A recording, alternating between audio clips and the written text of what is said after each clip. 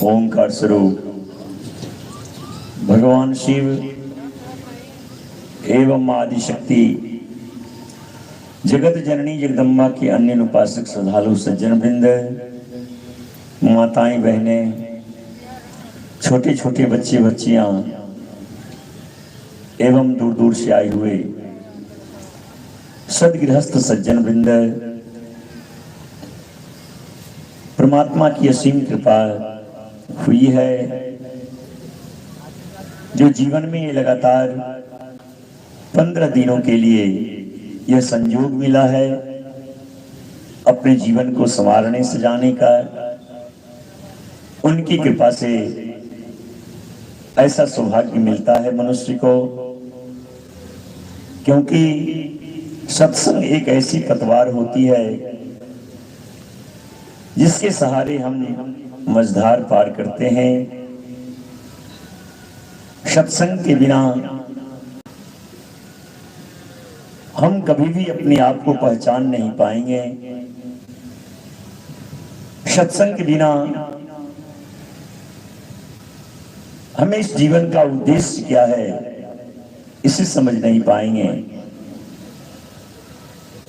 सत्संग हमें कर्तव्य बोध कराता है, सत्संग हमें जीवन जीने का रास्ता देता है। सब कुछ मेरे पास हो, लेकिन अगर रास्ता ही मालूम नहीं हो तो फिर ये जीवन व्यर्थ चला जाता है।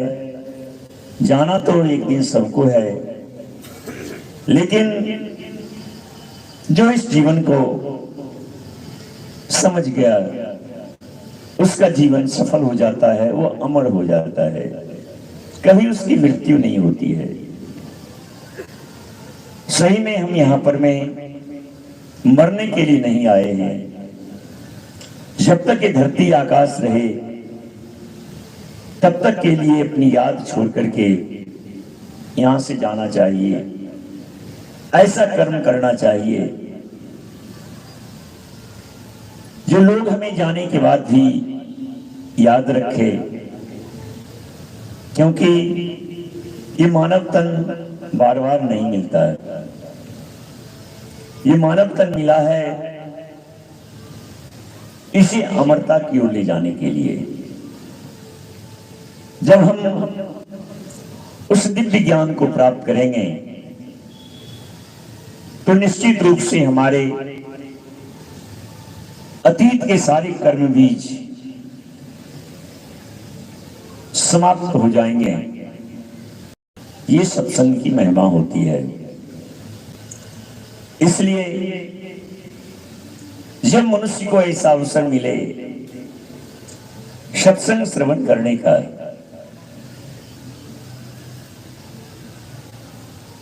तो हमें निश्चित रूप से उसके लिए समय निकालना चाहिए। हम अन्य कार्यों में समय बर्बाद कर देते हैं, ऐसे दूसरी जगह बैठ करके ऐसी चर्चाएं करके समय बर्बाद करते हैं, लेकिन सत्संग स्थल पर में आना नहीं चाहते हैं, क्योंकि यहां पर में आने में आपको भय लगता है, जबकि यही वो स्थान होता है जहां से हम दिव्य ज्ञान प्राप्त करते हैं, और तब जाकर के हम इस मानव तन को सार्थक कर पाते हैं। नहीं तो दौलत तो बहुतों के पास है, बहुत दौलत है, लेकिन उस दौलत का सही सदुपयोग अगर हम नहीं कर पाते हैं तो दौलत किसी काम का नहीं होता है। ले यहां से जाना नहीं होगा, सब यहीं पर ही रहेगा, खाली हाथ ही जाना होगा। तो हम उसकी सार्थकता को क्यों नहीं समझे, कैसे वो सार्थक होगा। इसलिए सत्संग में हमें समय निकाल करके अवश्य आना चाहिए।